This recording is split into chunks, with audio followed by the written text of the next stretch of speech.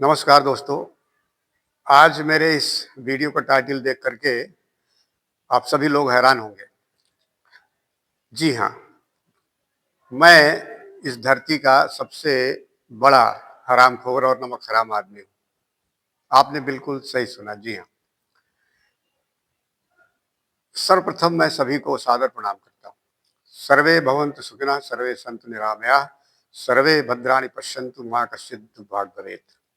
मेरी भगवान से ये प्रार्थना है कि आप सभी लोग स्वस्थ रहें, सुखी रहें। इसी उद्देश्य को ध्यान में रखते हुए मैं आज का ये वीडियो बनाने जा रहा हूँ।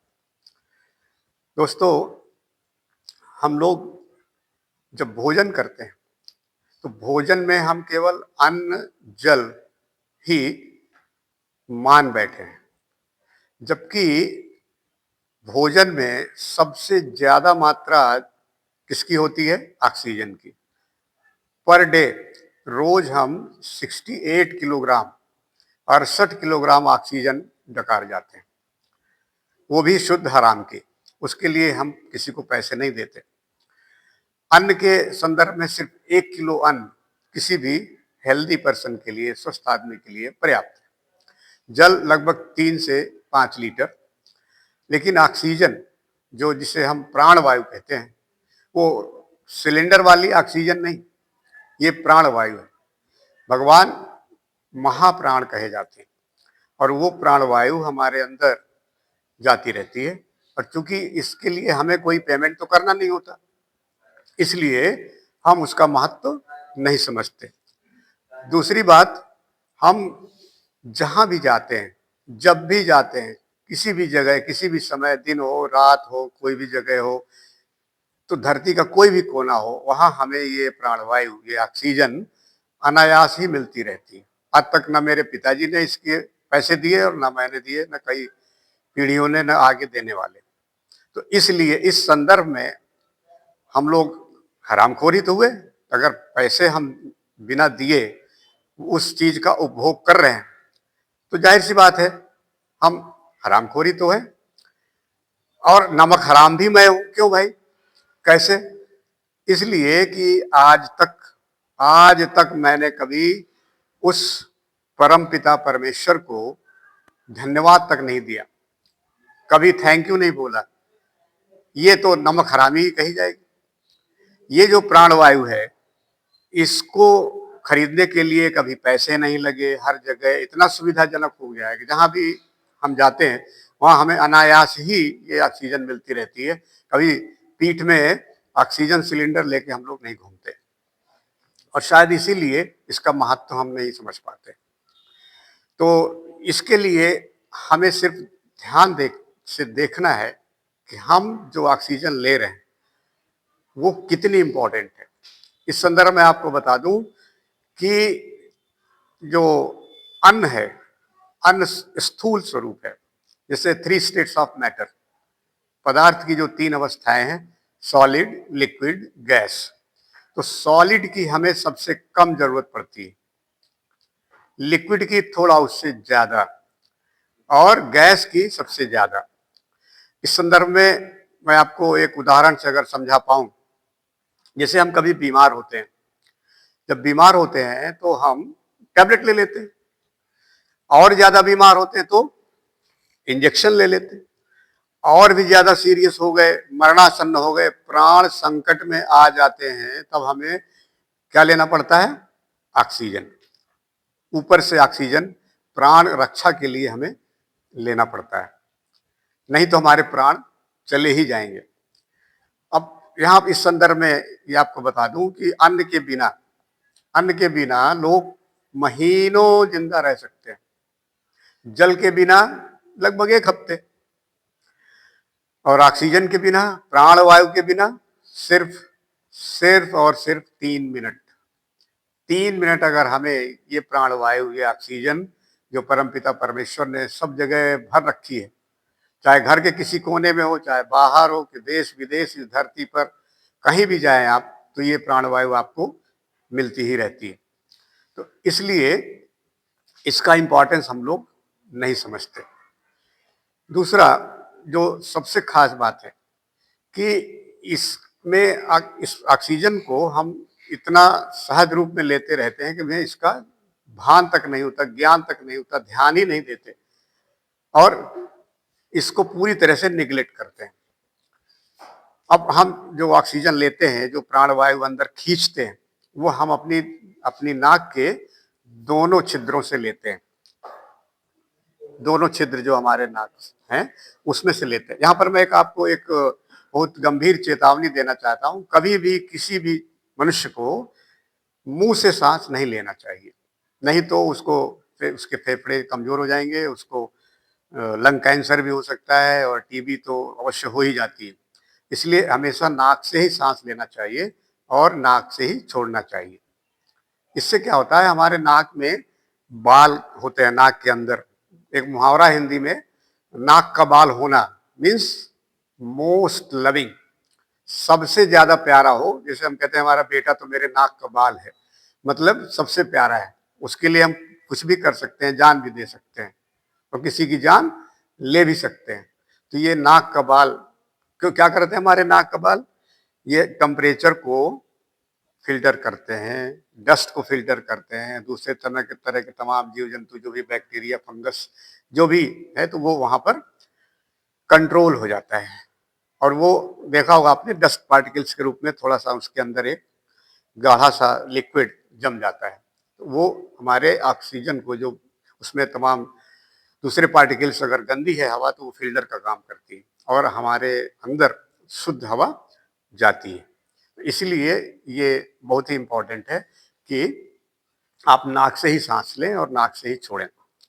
अब ये दोनों नाक जो है, ये बायां और दाहिना, इसको बनाने के पीछे भी परमपिता परमेश्वर की एक बहुत बड़ी साइंस है, बहुत बड़ा विज्ञान है, जिससे हम लोग बहुत ही अपरिचित हैं। लगभग कभी ध्यान ही नहीं दिया होगा, शायद ही 10-20% लोग, मैं नहीं कहते, ध्यान दिया हो। बाकी ऋषि मुनि तो सिर्फ इसी विषय पर ही जिंदा रहते हैं।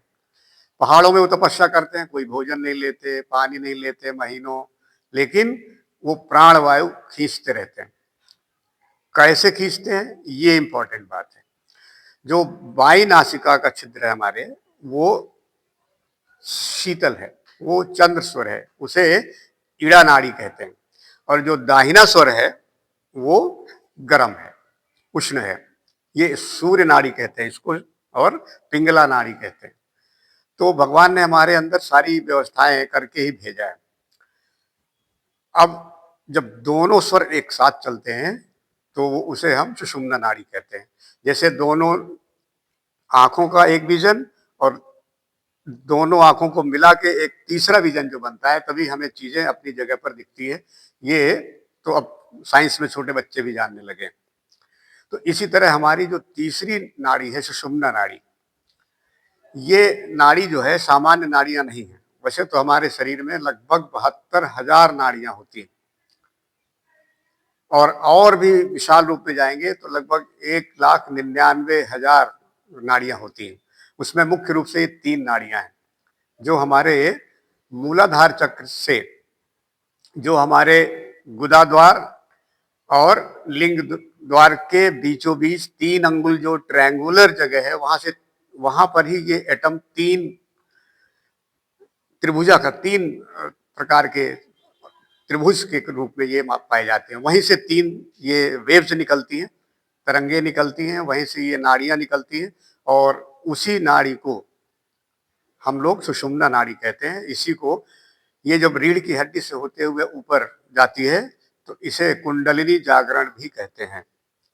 तो इस तरह से ये जो सांस हम लेते हैं, इस पर अगर हम ध्यान दें तो आप देखेंगे कि हम पूरी तरह से एक हेल्दी लाइफ जी सकते हैं, बहुत ही स्वस्थ जीवन, बहुत ही खुशहाल जीवन जी सकते हैं। और हम इसको वश में करके, अपने सांसों को वश में करके, ठीक ढंग से सांस लेकर के, बीमारियां तो कतई हमें छू नहीं सकती, प्लस हमारा जीवन बहुत ही लंबा हो सकता है। आपने बहुत सी बातें सुनी होगी कि हिमालय में ऋषि लोग कई हजार साल तक जिंदा रहते हैं। ये कोई जादू नहीं है, ये एक सत्य है। जैसे जैसे हम अपने सांसों को बैलेंस करने लगेंगे तो हमारी उम्र लंबी होती चली जाएगी। 5 मिनट डेली, अगर 5 मिनट भी आप एक ठीक ढंग से सांस लें तो हमारा दिन भर का कोटा पूरा हो जाता है। अगर 15 मिनट कर दें इसको, 15 मिनट कर दें तो पूरी लाइफ में हमारी उम्र लगभग 5 से 6 साल बढ़ जाएगी। अगर 15 मिनट हम सुबह सांसों को ध्यान से देखते हुए, जैसे जब आप आंख बंद करें और सांस खींचें और उस पर ध्यान दें कि ये प्राणवायु, कैसी प्राणवायु, सविता देवता, उगते हुए सूर्य के तेज से मिली हुई ये किरणें हमारे अंदर प्रवेश कर रही हैं और हमें अत्यंत ओजस्वी, तेजस्वी, वर्चस्वी, मनस्वी, यशस्वी बना रही। इस भाव के साथ अगर आप प्रैक्टिस करें कभी भी, खासकर मॉर्निंग आवर्स में, सविता का मतलब है उगता हुआ सूर्य। अगर ये उगते हुए सूर्य से पहले आप फ्रेश होकर के, नहा धो करके सूर्य का ध्यान करें, अगर सूर्य साक्षात दिखते हो, आप छत में चले जाएं, खुली हवा में, बगीचे में, नदी के किनारे, कहीं भी, तो इसका फायदा हजारों गुना बढ़ जाता है। तो जब ये हम बाएं से लेते हैं और फिर दाहिने से छोड़ते हैं और फिर दाहिने से लेते हैं और फिर बाएं से छोड़ते हैं, तो इसे अनुलोम विलोम प्राणायाम कहते हैं। अगर अनुलोम विलोम प्राणायाम कोई भी व्यक्ति करता है तो उसका ब्लड प्रेशर कितना भी हाई हो, 10-20 साल से, अभी आप करके देखिएगा, बिल्कुल नॉर्मल हो जाएगा और कोई भी दवा नहीं खानी पड़ेगी। ये मेरी गारंटी, ये चैलेंज, आप करके देखिए। भाई ना माने तो करके देख। तो ये अनुलोम विलोम प्राणायाम करने से उसका पूरा ब्लड प्रेशर नॉर्मल हो जाएगा। नींद इतनी बढ़िया आएगी। जनरली ब्लड प्रेशर वालों को नींद कम आती है, नींद की समस्या उनके साथ होती है, स्ट्रेस होता है, टेंशन होता है, एंजाइटी होता है और हार्ट पेशेंट हो जाते हैं लोग। तो इस तरह से अगर आप अनुलोम विलोम प्राणायाम करें तो पूरी तरह से आपने बैलेंस कर दिया। ठंडा खींचा, फिर निकाल दिया दाहिनी तरफ से, फिर गर्म खींचा और ये बाईं तरफ से निकाल दिया, तो क्या हो गया, बैलेंस हो जाएगा। तो हमारी जो सांसें हैं वो बैलेंस फॉर्म में चलेंगी और इस तरह से हमारा पूरा जीवन जो है वो स्वस्थ हो जाएगा, सुखी हो जाएगा, भव्य हो जाएगा, दिव्य हो जाएगा। तो अब हम इसके लिए थैंक यू नहीं बोलते, इसीलिए मैंने कहा कि मैं नमक हराम। तो हर व्यक्ति के साथ यही हाल है, क्योंकि हम कभी उस पर ध्यान नहीं देते। जब आदमी मरता है तो क्या होता है, वो सांस खींचने की क्षमता खो देता है। मृत्यु का मतलब, अब वो सांस जो प्राणवायु है वो नहीं ले सकता, उसके अंदर क्षमता समाप्त हो चुकी है। नहीं तो मरे हुए आदमी को हम सिलेंडर लगा दें, पहले से में ये 1000-2000 सिलेंडर का इंतजाम कर लें और जब चाहें तब मरे। जब तक सिलेंडर रहेंगे हमारे पास हम जिंदा रहेंगे। Is it possible? नहीं। ऐसा संभव है क्या? बिल्कुल नहीं। तो इसलिए मैं आपसे ये अपील करता हूं कि आप इन सांसों को जब खींचें तो माइंडफुलनेस के साथ, ध्यान के साथ, इसके बारे में और विशेष जानकारी मैं अभी आपको दूंगा इसके वीडियो के नेक्स्ट पार्ट जब मैं बनाऊंगा, और आपके कमेंट्स का मुझे इंतजार रहेगा कि आप और इसमें क्या क्या जानना चाहते हैं। सांसों से ही हर तरह की बीमारी का इलाज हो सकता है और अगर आप बचपन से ही बच्चों को आप सिखा दें तो इससे उनका कंसंट्रेशन लेवल, मेमोरी पावर इतना बूस्टअप हो जाएगा कि एक बार, जैसे मैं पढ़ता हूं तो मुझे हमेशा के लिए याद हो जाता है, जन्म भर के लिए, मरते दम तक याद रहता है। क्यों? क्योंकि मैं सांसों को देखते हुए अंदर ले जाता हूं, कहां कहां जा रही है, नाक से प्रवेश करके, और ये आपको कहां तक ले जाना है। अगर नाभि चक्र तक ले गए तो आप तो 100-200 साल तक बीमार नहीं होंगे। अगर ये मूलाधार चक्र तक पहुंच गया तो फिर आपको दिव्य ज्ञान होने लगता है, तमाम तरह की अनुभूतियां होने लगती है। ये कोई कहानी नहीं है, ये सत्य है। लेकिन उसके लिए एक नियमित, संयमित और लंबा अभ्यास करना पड़ता है। एक दिन में जादू नहीं हो सकता।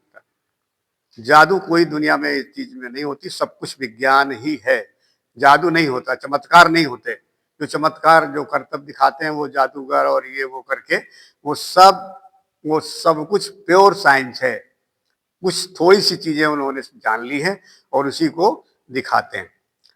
विद्यार्थियों के लिए मेरी एक अपील ये है, जैसे एक समय एग्जाम चल रहे हैं, तो जब भी आप पढ़ें, पढ़ने बैठें, अगर आपका बायां स्वर चल रहा है, तो जो पढ़ेंगे, ये चैलेंज है, गारंटी है, जो पढ़ेंगे हमेशा के लिए याद हो जाएगा। अगर बायां स्वर आपका चल रहा है पढ़ते समय, तो चंद्र स्वर चल रहा हो बायां, तो जो भी आप पढ़ेंगे हमेशा के लिए याद हो जाएगा। और नहीं चल रहा है तो मैंने बताया था लास्ट वीडियो में कि आप दाहिना स्वर थोड़ी देर के लिए बंद कर लें, या दाहिनी करवट 1 से 2 मिनट लेट जाएंगे तो स्वर चेंज हो जाएगा। दाहिना चल रहा है तो ये बंद है, मान लो ये अगर बंद है तो ये चलेगा। एक समय में एक ही चलता है, लगभग 45 से 50 मिनट जो स्वर चलता है वो चलता रहता है, और लगभग हर घंटे के रेंज में, अंतराल में ये स्वर बदलते हैं। जब स्वर बदलते हैं उसी को हम लोग सुषुम्ना नाड़ी कहते हैं। अब ये कैसे काम करता है और क्या क्या इसमें और अधिक डीप में जाने के लिए, गहराई में जाने के लिए मेरे नेक्स्ट वीडियो को देखते रहिए। सर्वे संतु निरामया, सर्वे भवन्तु सुखिनः।